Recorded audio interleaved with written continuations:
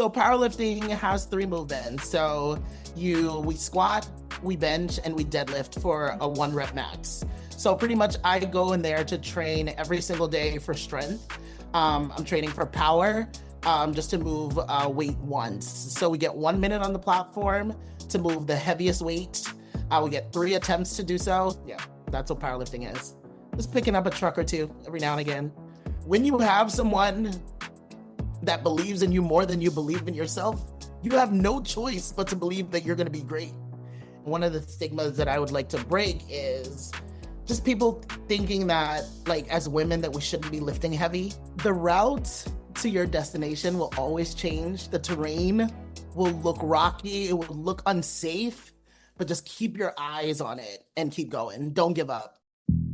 The Big Silence, empowering personal experiences, inspiring compassion, and healing lives. We are no longer silent. We are here. The Big Silence. The Big Silence. Welcome to the Big Silence podcast, Tamara Walcott. Hello. Well, I've been excited for this conversation. You are the fitness queen, 2-time world champion power lifter. Yes, I am. That? Oh my gosh. Every time I hear it, I still kind of have to let it soak in, because if someone told me 5 years ago that I would be an all-time world record Guinness holder, I'd be like, who are you talking about? Not me. So it was great though. So let's explain first of all what powerlifting is. Yes. So powerlifting has three movements. So we squat, we bench, and we deadlift for a 1 rep max. So pretty much I go in there to train every single day for strength. I'm training for power, just to move weight once. So we get 1 minute on the platform to move the heaviest weight. We get 3 attempts to do so. So I get 3 attempts to squat. I get 3 attempts to bench for my heaviest weight, and then 3 attempts to deadlift the heaviest weight. So yeah, that's what powerlifting is. Just picking up a truck or two every now and again. Okay, so how do you get there? You're from the Virgin Islands. Yes, I am. So take me back to your childhood, how you grew up. And oh my goodness. First of all, I grew up as a tomboy. So I was a tomboy, always outside playing with all the boys. I got into a stage where I loved Barbie dolls, but I liked G.I. Joe better still. So I was pretty rough. But then my mom put me in everything. So I was in ballet, I did jazz, I was in Girl Scouts, I was a brownie. So I pretty much did a little bit of everything. I played mass in the parade. Tamara grew up just being submerged in a lot of different things, always on the beach, always out with the boys playing baseball, football. I threw shot put in high school, played basketball in high school, volleyball, softball. I did a little bit of everything, and I did not know what strength sports were until I moved to Maryland in my 30s and kind of fell into it. But other than that, I think I've always been strong. I remember one time my grandmother dropped a pot spoon behind the stove and my uncle couldn't move it. I was 12 years old and I was like, I got this. Damn. And I put it back. So when I think back on things like that, I'm like, all right, you've always been strong, girl. Yeah. So you're in Maryland now? I'm in Maryland, yes. So how do you get from Virgin Islands to Maryland? So my sister actually went to Morgan State, and the reason we all ended up here, because my mom's here now, my brother's here as well. I have some family here, but my sister went to school at Morgan State University. Mm-hmm. My brother has sickle cell anemia, however, so we needed better healthcare. So we actually moved to Maryland to be closer to her, so he can be closer to Johns Hopkins, and that's kind of how we all ended up here. Yeah. Yep. So I want to know your journey, because you talk a lot about how fitness kind of saved you, and it was this from food addiction, and it was your healing process going into powerlifting. Mm-hmm. And you openly talk about being obese and your journey of losing that weight. Can we talk about that? Because there's so many people going through that right now. Yeah. Anything with all of everything going on right now, how I think one of the biggest things that I can remember, to kind of start this conversation off, on is that I thought that there was no going back. I thought that I was too far gone. I thought that there was no saving me, that I got too big. I didn't know where to start. I didn't know how to start or what I needed to do. But the athlete in me eventually knew I had to get up and do something. So I remember going out and like seeking like adult leagues, like looking for basketball leagues or volleyball leagues. But being a new single mom, I couldn't do things that were on other people's schedule. I had to find something that was on my schedule. That's how I got into lifting. But early on, I just remember feeling hopeless. I remember buying a pair of jeans and they fit, and 2 weeks later, they couldn't fit. I remember sitting in my closet, bawling my eyes out, trying to figure out what I was going to wear to go to this event that I had planned for weeks, and I couldn't fit into the jeans that I just bought 2 weeks ago. For me, that also looked like in the early stages, like I actually have pictures and videos of my clothes inside out because I never looked in the mirror. And people are probably like, what are you talking about? I remember not looking in the mirror for so long. Even if I was brushing my teeth, I wasn't looking in the mirror. If I was putting on my clothes, I wasn't looking in the mirror at myself. But one day I decided to just look. And I was like, and you know what triggered that look? One of my family members, when I went back home, they were like, Tamara, you know what? You have such a beautiful face. And I was like, what's wrong with the rest of my body? And then I looked. I remember that moment that someone said, you have such a beautiful face. And I looked and I decided, like, it's gotten too far. Like, I literally had become a food addict. I was going to food to comfort me all the time, while dealing with going through a divorce, and it just got out of control. So do you think the divorce triggered the food addiction, or was it there and then the divorce heightened It it? was there, and then the divorce kind of made it worse. It was there. The divorce kind of made it work as we were going through the process of separating. Yeah. And then when I came out on the other side, that's when I was like, all right, something's got to give. But the food addiction was, I became a mom at 23, had my second kid at like 24, 25. And pretty much I just stopped taking care of myself. It was all about taking care of the kids. It was all about making sure that my husband at the time was all right. And I stopped taking care of me. I literally remember the moment that I stopped taking care of me. Yeah. Um, What was that moment? and Where were you at that that? moment literally was, I remember just being so exhausted. I stood in the kitchen, fixed dinner, passed out on the couch, woke up the next morning. I was like, did I eat yesterday? And I literally didn't eat yesterday. And it seems like people don't realize that even the moments of getting big, it's called binge eating. There'd be moments where I just wouldn't eat at all. And then there were moments that I just can't stop eating.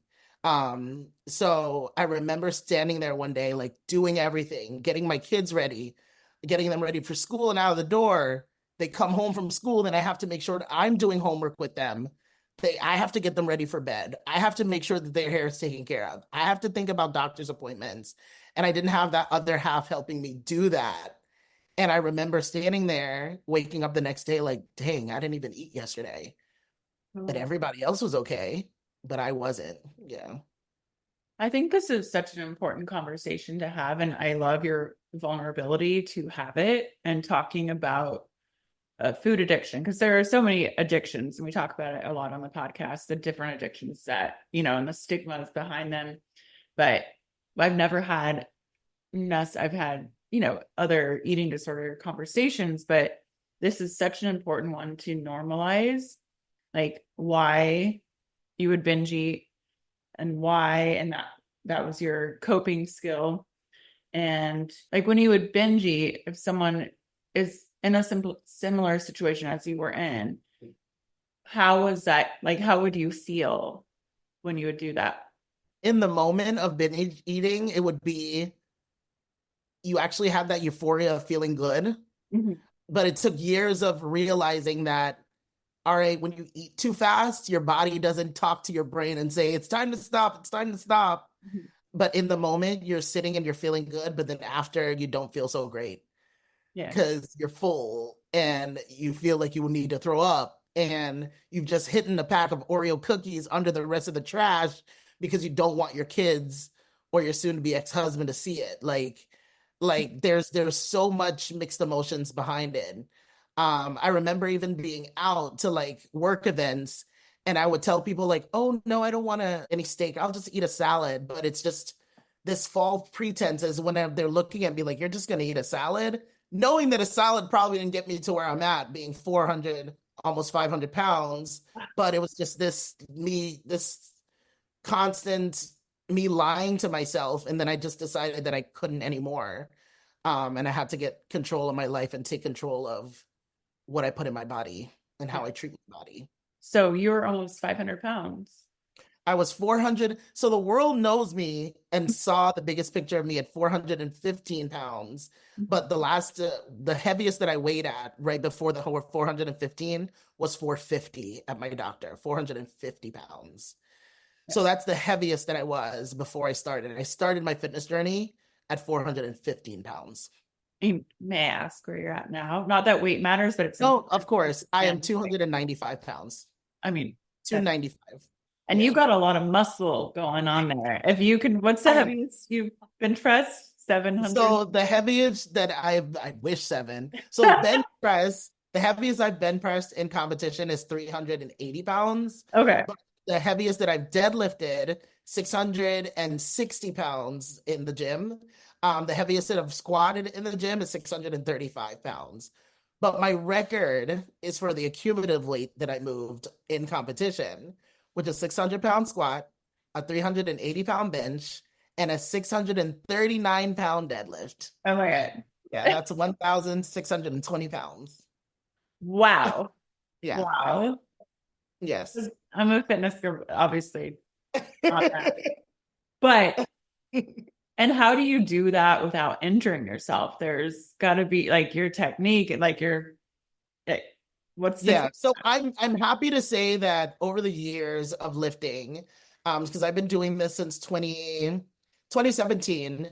Since 2017, I've had one major injury. I popped my pectoral muscle back in October of 2023. So I had to have a little scar here. I had to have surgery. But other than that, I really haven't sustained any other injuries. I've had like aches and pain every now and again where my knees feel crunchy, or my orthopedic, the guy, he just calls it the lifter's knees. Or every now and again, I have some inflammation because Arthur shows up every now and again, arthritis. But other than that, like no major injuries because I have not ego lifted. I've never been one to kind of go outside of my training program. I do what my coach tells me to do, and we make slow and small increments to where I am today. So I didn't walk in the scene deadlifting 600. I walked in the scene deadlifting 200 pounds, and then it took me about a year and a half to get to 600. Okay. Which is not normal. That's not normal though. You walk in the scene deadlifting 200 pounds. I'm like, I could deadlift like 70 times. But I can get you to do more. I get my clients who say they can do 70 to do more. So let's talk about, you had an injury. So Yes. then you couldn't work out for a bit. How did that affect you? Because working out is you're good for your mental health. Let me tell you, it was just so working out. What people don't realize is like I just changed one addiction for another addiction. I'm just be honest. Like I went from one addiction to the next. Like I say powerlifting and weight training saved my life because it did. Like, do I binge eat now? No, I get up and I go to the gym. You know what I mean? So I just changed one thing for the other.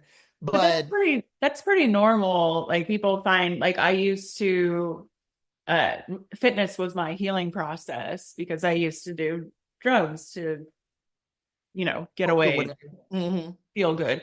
And then it's like, no, I need to run. I need to be bike, do triathlon, lift weights. But it's a healthy, you call it an addiction, but it's something that just makes you feel good. And it's so much healthier. Yeah. It's a good addiction. So yes, it's a good addiction. It's like meditation. It's a good addiction. It is therapeutic. So when I was home, it actually reminded me of like when COVID shut down and all the gyms closed, like I had that feeling when I was injured, because lifting has become not only just a physical way to kind of keep my body in shape and treat my body right, but it was also a mental way to go in and do the things and relieve the stress of kids or work or relationships. When you go in and the barbell is there, it's just you and the barbell. You know what I mean?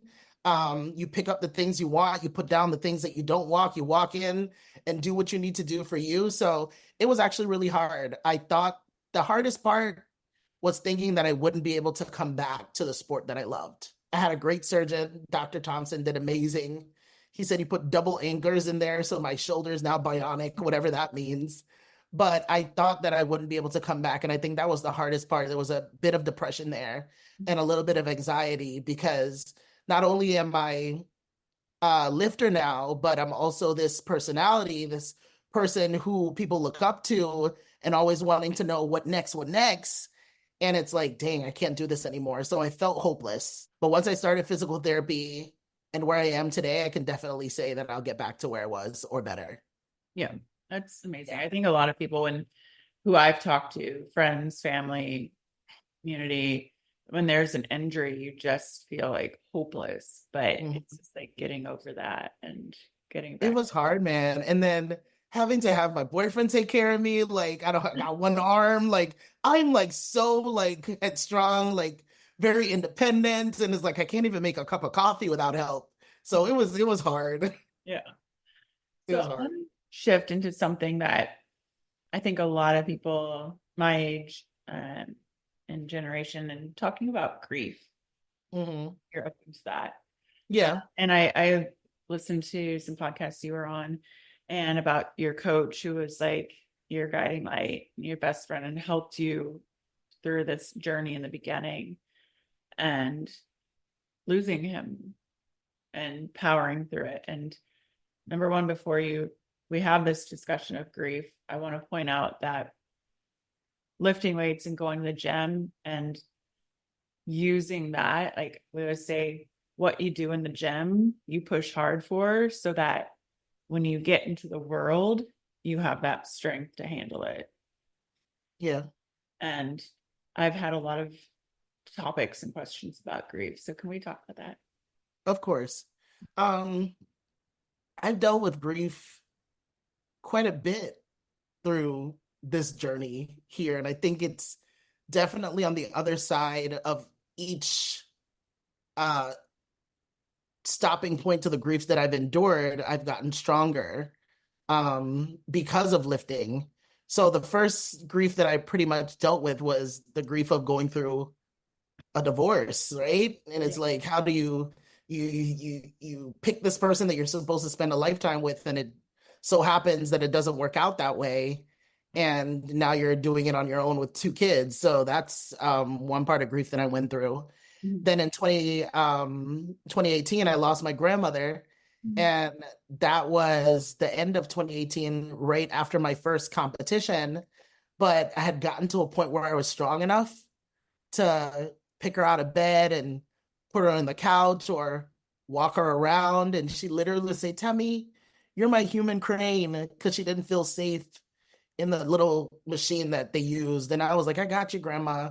And that's one grief that I went through. But my coach, I think, struck me the hardest, but I realized in that moment just how resilient I was because of the things that we planned and the things that we said that we would do, that his legacy didn't leave when he passed.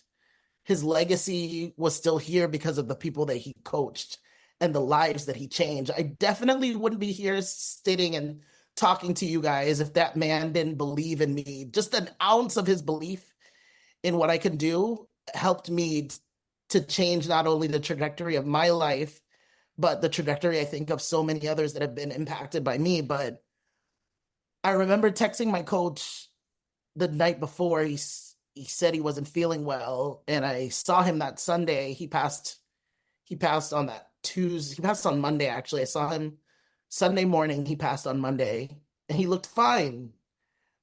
He looked fine, but he wasn't, I guess. He actually passed from a heart attack. He was a bodybuilder.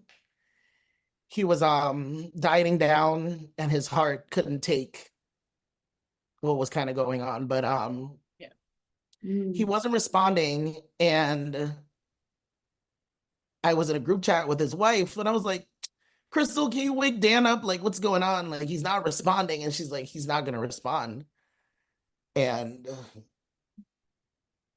that was, I don't think people realize that in sports, like your coach is so much more. If you have a good coach, and that's what I strive to be to my clients, you just don't have a coach. You have someone that became my kid's uncle. Like I became his dad's daughter. Like I still train in the basement gym that they created during COVID because its dad gave me a key to the back door. Like that's what people don't see. And when you have someone that believes in you more than you believe in yourself, you have no choice but to believe that you're going to be great. And that man looked at me at every corner of every competition and every training session. And I looked at him and said, do you think I could, coach? And he's like, you absolutely can. And I didn't walk into him with the best genetics at all. But I walked into him with relentlessness, and I was hungry, and I was dedicated to be better. And I asked the right questions, and he poured into me, and he built that confidence up so strong. So it was hard going back into the gym the first week after him passing. And what people don't realize is a month later, I was on the Arnold stage competing without him, trying to keep his legacy alive, learning a new sport, breaking a record there the second time without him for the very first time in my lifting career. And it's tough. It's still tough to this day, but I do so many things. Like I have my Strength is My Sexy tour, and I dedicate a portion of that proceeds to a fund to help other lifters be funded throughout the year in his honor. And I have different deadlift parties, and I'm throwing a competition in January, and there's going to be a Daniel Fox Coach Award. So I've always been a person to look at the glass half full and not empty. Yeah. And I've just been focusing on all the great things that I can continue to do that he would be proud of. And that's kind of what leads me to do So, this. any tips on grief for someone listening, whether for any loved one? Go through it. Do what you go through the motions. Don't think that you have to be a certain way or you have to cry all the time or smile all the time. If there are moments of joy, laugh. If there's moments of sadness, cry. Like no one could dictate how you feel when it comes to grief. You just have to feel how you feel. So I just say feel your emotions and go along with them. And just know eventually it'll get better and better. But also hold on to what that person wanted for you. That person that you lost, like my grandmother, she loved Ellen. She didn't get to see me on Ellen, but I know she was smiling down like, my baby's on Ellen. I know it. So hold on to those things and the moments that you know that person would have wanted you to have and to be and to do. Like still celebrate it with them because they're seeing it. Yeah. Okay. First off, you were on Ellen. Yes. Looking at I've her. been trying to be on Ellen for like 20 years. I was on her farewell show. No Oh, way. I was. I was going through the divorce. So I had bill collectors calling me. I actually hung up the phone on the producer like 3 times, thinking like, who's this weird number? I ain't got no money to pay y'all. So I need to quick. answer some weird numbers now. Right. So you should have answered the weird number. It could have been Ellen. But yeah, I was on her farewell show. So I was like the second to last season of her farewell show. Yeah. So it was cool. Oh my Yeah. God. So cool. It was. It was. It was. Bowing down to you. That's so awesome. So I want to step back. So your coach, back to that, and he was getting ready for a competition. Are you open to talking about the stigma around bodybuilding and health? I can dabble in it a little bit. Yeah. Because I kind of saw it throughout the process. And the thing about it, my coach actually wasn't in prep for a show for himself. He was doing a prep to chase a theory for one of his clients that were in prep. So I don't know, as coaches, we have to go through it too to know what our clients experience. Mhm. So yeah, and I've known people that have lost a lot of loved ones from bodybuilding, unfortunately, with regards to just how they diet down. Like they literally, like my coach actually was sending my numbers inverted. He would say, Tamara, do 3 sets of 8 when it should be 8 sets of 3. And I'm like, I don't think I'm going to be able to survive this. But he was so dieted down that he couldn't even think straight. Right. Because he was in the last stages of his prep. Yeah. So, I did not bodybuilding, but I did one fitness competition like 15 years ago and did the whole like chicken and asparagus, you know what okay. I'm talking about. Yeah. Yeah. And I was And the like, asparagus probably ain't even cooked. no, just raw. Just nibbling on it, like Uh-huh. raw. We even flew from LA. The shows in Miami were like the weirdos on the plane with our little like meal prep of chicken and raw asparagus. Sounds terrible. Like the hotel where the competition is Got your little smells like microwave, your griddle. Smells like ground beef and rice. yeah. And Yeah. I did one of those and I was like, not for me. But that was a fun Yeah. experience and not for me. But it's an Yeah. interesting world. And I've had other conversations about that on the You know podcast. what though? I started out like when I first started out in fitness, like don't get me wrong, like there's a lot of people that do it right. And I actually train with a lot of bodybuilders because I like the whole burnout standpoint of like going through the reps to failure and just keeping you encouraged or doing 45 minutes on the stair climber with them. And they're looking at me like, girl, you can keep up. And I'm like, hell yeah, I can.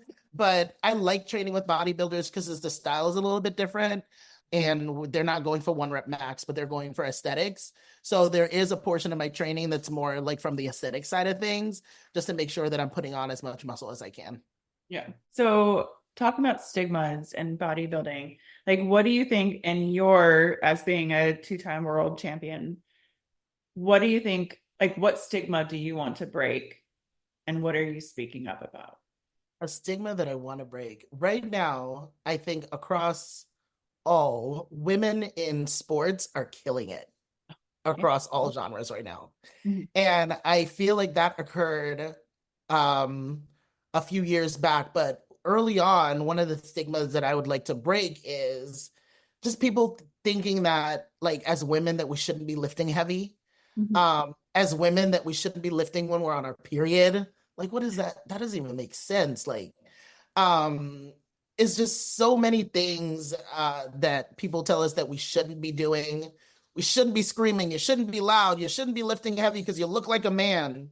Oh, Like the BS. it, Like no. That's why I created the whole my strength is my sexy tour because I'm just like our strength is sexy as hell. yeah. Like yeah, I can help I you move that couch.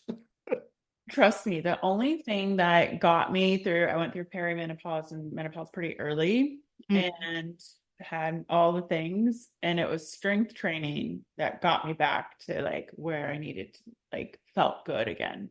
Yeah. So, and lifting heavy. And I have a trainer that I work out with a few times a week, or not a week, a month here.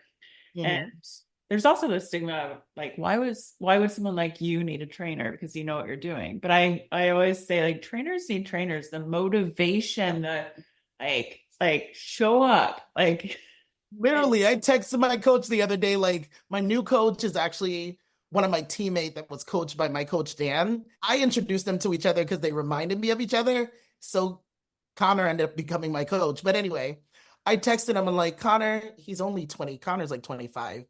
I was like, Connor, I'm so tired today. Like, I think I'm just gonna call out today and not go to the. She's like, tell that to 51-year-old Jen Thompson. Do you think she called out? Do you want to be the best in the world or not? And he's still texting, and I'm like, sir, I'm in my car. Just okay. I'm already in my car. I'm going to the gym. I don't want to hear anymore. But trainers need trainers too. I Absolutely. agree. Yeah. And Yeah. thinking of like those darker moments is when I needed a trainer even more, where she elevated me. It's like just get to the mat. Yep. The hardest part's getting there. And I'm like, okay, I'm gonna do it. Yeah. But that my next question was I wanted to talk about my strength as my sexy tour. What is this? So this will be my second year of doing My Strength is My Sexy. It is about women getting together, although I have a lot of men that sign up as well, but it's just about feeling confident. When you look good, you feel good when you walk with your head up, you feel good when you lift heavy weights, you feel good. I literally have had people as young as 16 come to the My Strength is My Sexy tour because at the end of the day, girls, we all hear that you shouldn't be strong, but there's some girls out there that are stronger than their counterparts, right? There's one girl who said I inspired her to join the boys football team, and now she better than all the boys. That's what she said. I'm better than all the boys. They don't know that I'm a girl with my helmet on, but it's like if you want to do something, you should be able to do it and try it and love and feel sexy while you're doing it. So I actually go to different cities, do gym tours, but I also talk about technique. I also talked about the difference between motivation and dedication, and just to hold on to that destination of your where you want to be when it comes to staying dedicated to your goal. Because we all know in the fitness industry, motivation dies off. Like it wears away quickly. You hit that dress size that you want to be, you lose the weight that you want to lose, but then what keeps you going? You being dedicated to stay at where you are, and to get further towards your goal. So that's pretty much what the tour is, going from city to city, meeting new people, giving them inspiration and giving them critiques on their lifting. And where can we find the schedule for that? You can find it at tamarawalcott.com. Everything is on tamarawalcott.com under events. Okay, we'll put that in the show notes as well. So what are your goals? Are you going for a 3-time world champion or Absolutely. Absolutely, I am. But of course, so I have a couple goals. So in January 11th will be the first time that I compete in powerlifting since 2022, actually. Because I competed 2023 at the Arnold's, but I wasn't, because of the injury, I wasn't able to compete in 2023 in powerlifting. But I plan on popping on the scene and getting, so right now I hold the all-time Guinness Book World Record for the heaviest total, but I'm actually number one in the world for that as well, at the 1,620 pounds, a record that has sat at 1605 for like decades. So I plan on being the first woman to break into almost 1,800 and 1,800 total. So that's the plans for January. That's all I'm gonna say. I don't know why, but I just like got chills because I just love that you're like, I'm gonna do it. So it's already done. It's already done. It's already done. It's already done up here. So it's just time to perform. I put it in the atmosphere. I don't know what to tell you guys. I manifest everything that I say. It happens. So it's gonna get done. Okay, so best advice for someone listening who you've already done this, you've manifested it. Best advice for someone, whether it's lifting a weight or going for a goal, what is your advice? The route to your destination will always change. The terrain will look rocky, it will look unsafe, but just keep your eyes on it and keep going. Don't give up. People are going to laugh at you when you say your dreams out loud. They're going to think that your dreams are too big, but it's actually that they just have a too small of a mindset that they can't fathom what you're dreaming. So keep going. I'm going to tell you to never give up, never quit, and never listen to the naysayers. That's what I say. Thank you. My Oh my God. This is amazing. Thank you so much for having this conversation with me. It's going to help so many people. We have everywhere where to find you in the show notes. Any last words? I mean, I pretty much think like what you just said was like wrapping it all up, but that's all I got. Thank you for having me. I hope I inspired even just one person today. Is going to inspire 20 more just because of that one person. So yes. Yeah. Thank you. Thank you. The big silence. The big silence.